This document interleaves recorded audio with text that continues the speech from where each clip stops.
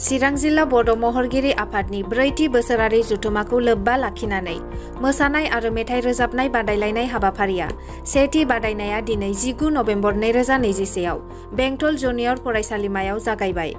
गाबोन 20 नभेम्बर 2021 आव मिथुन डान्स एकाडेमियाव जागोन आरो 21 नभेम्बर 2021 काजलगाव गोजौ फरायसालियाव जागोन होननानै फोरमायदों। बान्थाखौ देरहासार जानो हानायफोरनो ट्रफी आरो रां होनाय जागोन होननानैबो फोरमायबावदों। मोसानो बादायनाय माखासे बादायारिफोरा बादायनो मोननानै गोजोननाय फोरमायदों आरो उनाव मोसानानै जाफुंसारगोनखौ मिजिंथियो मोसागिरिफोरा। जों चिरां डिस्ट्रिक्ट बिसानि बे मोसानाय आरो मेथाइ खननाय बे हाबाफारिखौ जोङो देग्लाय जों जागायबाय। फैबाय थानाय जोंनि एनुवेल कनफारेन्स 5 डिसेम्बराव सान्थिफुराव जागोन। बे हिसाबै जोङो देग्लाय बे मोसानाय आरो मेथाइ खननाय बिनि जोङो सेथि जोंनि अडिशन लादों। दिनै बेंटल जुनियर कलेजाव जागोन, गाबोन बिजनि मिथुन डान्स एकाडेमियाव जागोन, नेक्स्टआव काजलगाव हाई स्कुलाव बे अडिशना जागोन।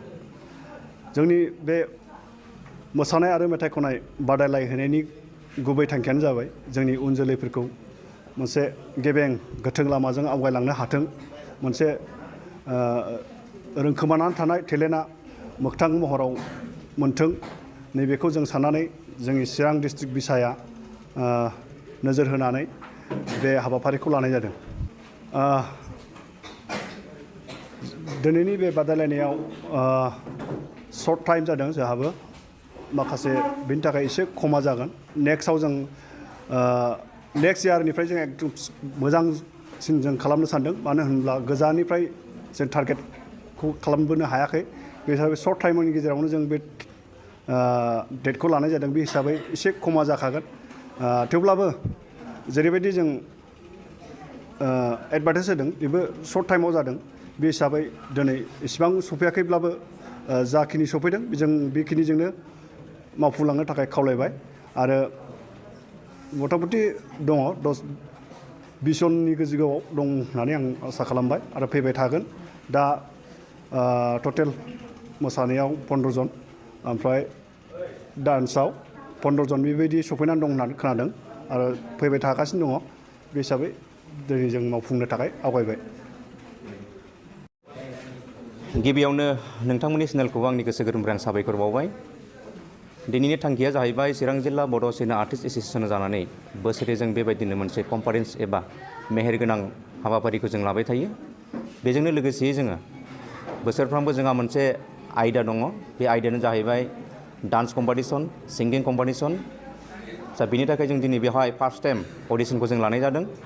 बे आसा खालामो जोंनि चिरां डिस्ट्रिक्टनिफ्राय जाहाथे राफोद सासे डान्स एबा मेथाइ खनगिरि जोनोम जायो, जों बेखौ अरायबो बिसाया हास्थायगोन। आरो लोगोसेयै जाय बिथांमोनहा दिनै अडिशनाव मोनफैयाखैब्लाबो गाबोननि समाव नोंथांमोनहाबो बिजनियाव थांनानै पार्टिसिपेट खालामनो हागोन। आं बेखौ बयखौबो मोसागिरिफोरखौ आंनि गोसो गोरबोनिफ्राय आं अननाय आरो सिबिनायखौ आं बावहरगोन, जाहाथे नोंथांमोनहा दिनै हास्लाबाखैब्लाबो गाबोन फैनानै बिजनियाव जाहाथे पार्टिसिपेट खालामफैयो। सेकेन्ड राउन्ड अडिशन बिसोर मोसाहैगोन नामा? बिसोर नङा, दस्रा दंबावो, मोनथाम स्टेप दङ। दिनै बाव फार्स्ट टाइम, गाबोन बिजनियाव सेकेन्ड टाइम, ओमफ्राय काजलगावआव लास्ट टाइम। बे अनलि अडिशन माबाल' बियो अडिशनल'। बिसाया बिसोरनो थाखाय जों मोनसे ट्रफि एबा सार्टिफिकेटखौ जों थिरांथा लादों। बेजों लोगोसे जों माखासे मानिनिबो जों एसे बेबस्था खालामनानै दोनदों। नाजानि बिसाया बेसेबां हायो बेखौ जों दायो खाथां बुंनो हानाय नङा, मानि थाखाय जोंहा बिसायाव जोंहा बहुद सिङाव गुबुन खामानिबो दंबावो आरो मावबावनांगौ दङ।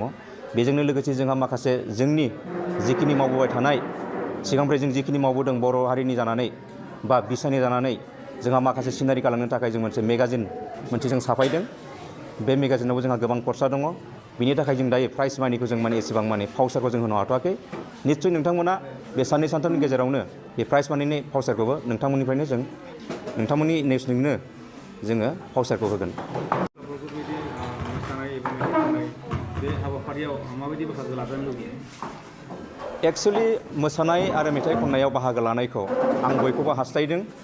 दानि जुगाव मुलुगाव थांना थानांगौब्ला अनलि मोनसे सोलोंथाइजोंल' जाया। माखासे गावखौ मुलुगाव सिनायथि होनांगौब्ला डान्सजों लोगोसे, खननायजों लोगोसे, गावनि केरेक्टारजों लोगोसे, गावनि एक्टिंजों लोगोसे गासैखौबो मानसिनि जिउआव नांगौ जानानै फैदों।